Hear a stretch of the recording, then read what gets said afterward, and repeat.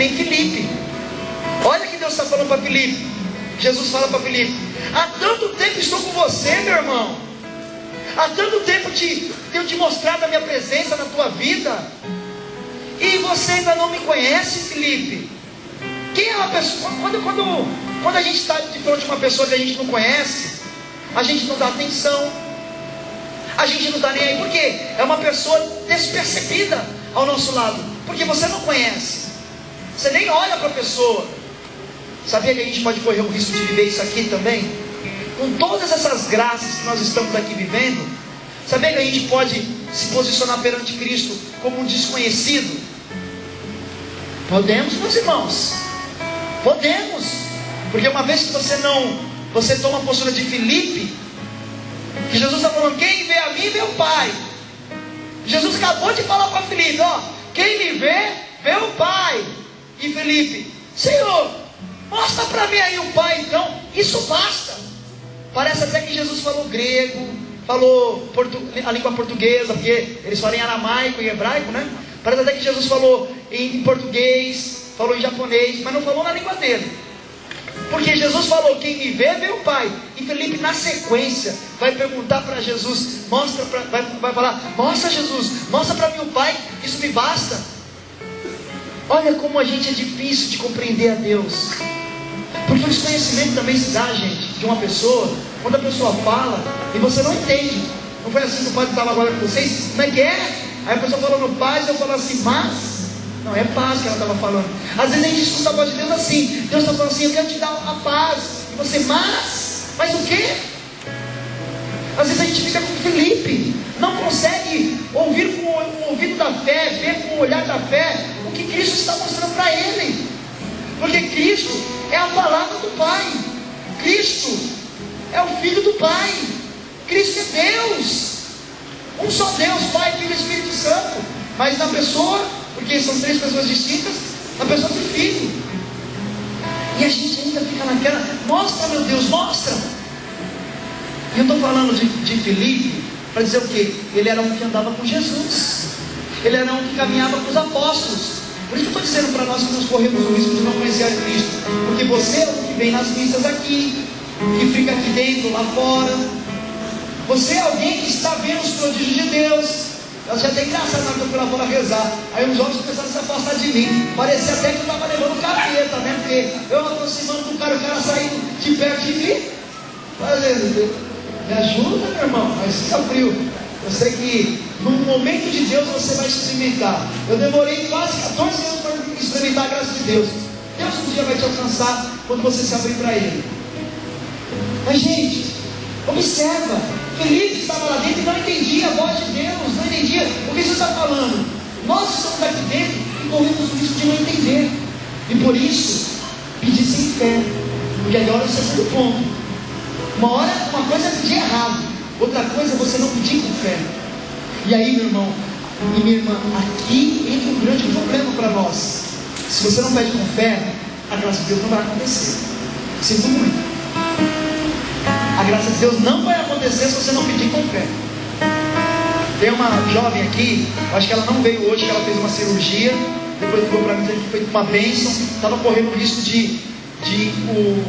estava vazando na parte do cérebro para dentro, e estava tendo vazamento na outra parte do corpo dela, que se unisse, ela poderia ficar paraplégica.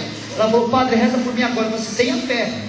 E depois ela foi liberada do médico, falou assim: ó, estancou o vazamento, não vai ter mais esse perigo, você não vai ficar paraplégica, você vai ter a restauração da sua vida normal. Aí depois ela ficava ligando para mim: padre, ficou 3 mulheres lá também, que estão em estado crítico, vamos rezar com fé. Padre, já liberou uma, vamos rezar com fé. Padre, já liberou outra, vamos rezar com fé. Padre, a mais complexa já está liberada. Se você pede com fé, meu irmão, minha irmã, a graça acontece. Se você pede com fé, não tem vício que te segure, não tem sexualidade desregrada que te segure, não tem ódio que te segure, não tem mágoa que te segure, não tem indiferença que te segure. Mesmo a pessoa que você mais tem dificuldade, se você pedir com fé o dom do amor, do perdão, de você dar o primeiro passo com a pessoa, não existe muralha que te segure. Você consegue realmente transpor uma montanha de um lugar para outro. É o que Jesus nos ensina sobre a fé. Só, meus irmãos, que aí então, Jesus na pedagogia dele, ele vai ensinar Felipe como enxergar o Pai. Porque ele vai dizer assim no Evangelho: olha, Felipe, as palavras que eu vos digo, não agindo por mim mesmo, mas é o Pai que permanecendo em mim, realiza as suas obras. Preste atenção. Primeiro, Jesus está falando que o que ele diz, não é ele que diz, é o Pai. Primeiro ponto. Segundo ponto, do Pai que permanece nele, em Jesus. Então é o próprio Pai no Filho, e o Filho no Pai, como nós vimos nas outras leituras desses dias. E aí sim, essas obras são realizadas. Meu irmão, as obras de Deus são realizadas na sua vida na medida que você olha para Cristo, crendo, acreditando. E por isso que nesse Evangelho nós temos pelo menos aqui 12 citações da palavra crer, da palavra Pai, e 4 citações da palavra crer. Olha, 12 citações da palavra Pai e 4 citações da palavra crer, acreditar. Acreditais, é do verbo crer. Acreditais. Veja, Cristo está mostrando que o amor, que é Deus, que é o Pai, se derrama sobre nós, e que você e eu precisamos acreditar nisso. É uma questão de uma decisão, meus irmãos. Eu falava isso ontem, lá na missa de quarta-feira. Não tem como você estar na presença da palavra, ouvindo a palavra nesse momento, e ser indiferente. De duas uma: ou você crê, ou você não crê. Ou você acolhe a palavra de Deus na sua vida, ou você vai ser uma pessoa indiferente, que é a incredulidade. Não tem como você ficar neutro. Se você pegar em Apocalipse, quem é morto? Deus. Vamos lá, minha gente, catequese aí. Quem é morto? Deus. Mas só vamos falar, né? Quem é morto? Deus. Isso, agora todo mundo aprendeu. A colinha foi passando quando foi falando alto. Então não existe como você ser morno. Ou você é de Deus, ou você não é de Deus. Ou você acredita na palavra de Deus, ou você não acredita. Minha gente, que experiência maravilhosa. Hoje, apesar de ser a festa de Santiago e São Felipe, eu quero falar um pouquinho de Padre Rufus. Quem aqui já foi na Canção Nova quando o Padre Rufus esteve lá? Um dia, meus irmãos, perguntaram, eu não sei se o irmão estava lá no auditório. O irmão nosso levantou e falou assim: Padre Hugo, você vai fazer uma pergunta. Todo mundo falou: opa, vai fazer uma pergunta, vamos ver o que vai perguntar aí. Aí o irmão vira para o padre e fala assim: qual é o segredo da eficácia do seu ministério? Aí o irmão falou assim: eu não acredito que ele foi perguntar isso. Mas foi interessante que no fundo todo mundo queria saber disso. E o Padre Hugo só falou isso aqui para o irmão e para toda a comunidade de Canção Nova: eu amo a minha família, nós rezamos juntos todos os dias, porque onde o Padre Hugo morava era próximo da família dele. Eu amo meu pai, minha mãe, meus irmãos, e creio em Jesus Cristo. Simples.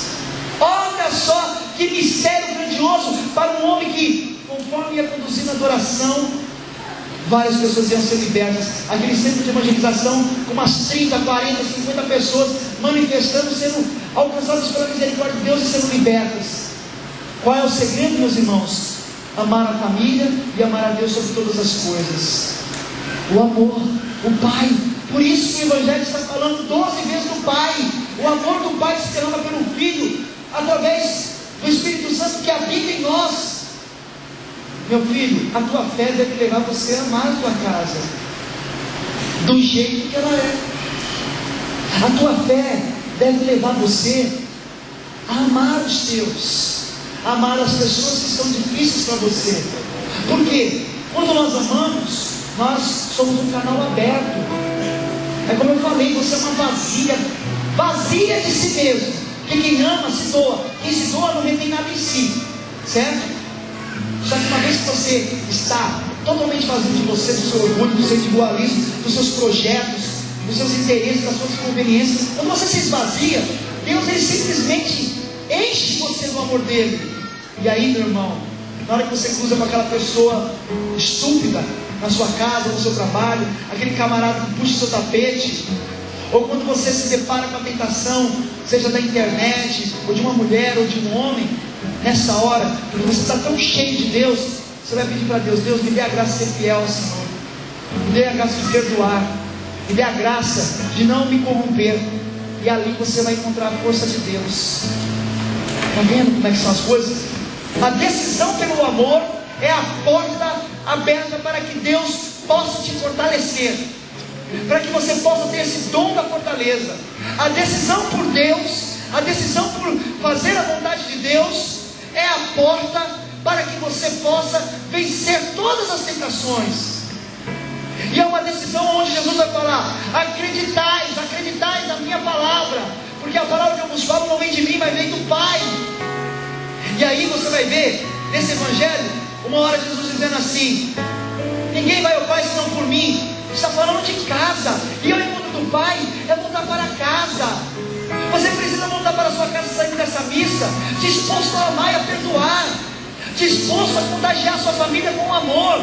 Voltar para casa, porque quando você vai amando a sua casa, aquelas pessoas que você tinha dificuldade, ao mesmo tempo você vai entrando na casa do céu. Porque aquele que muito amou será o que, meus irmãos, de Jesus no Evangelho? Será perdoado.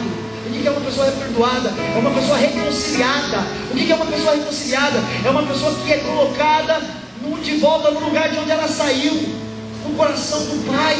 A casa de Deus na sua vida é o coração do Pai. E por isso eu e você precisamos decidir por esse amor. O Pai, aquele que tem mim, chega ao Pai, tem acesso ao Pai. Depois ele vai falar assim: é ponto de chegada, porque desde agora conheceis e vistes. Quer dizer, é o ponto de chegada da sua vida, é o amor. Você foi gerado no amor, meu irmão, minha irmã. Se seu pai e sua mãe não te amou, eu preciso te dizer uma coisa: Deus te amou na hora que você foi fecundado, na hora que teve o sopro da vida. Ali foi o sopro do amor. Então, independente do seu pai e da sua mãe, você foi amado desde a concepção. Olha que lindo. Eu fui amado. Não preciso me viver como uma pessoa rejeitada, não preciso me sentir como uma pessoa abandonada, porque no momento da minha concepção Deus me amou. É o ponto de chegada, é o início da minha vida, e é para onde eu vou voltar? Para o amor.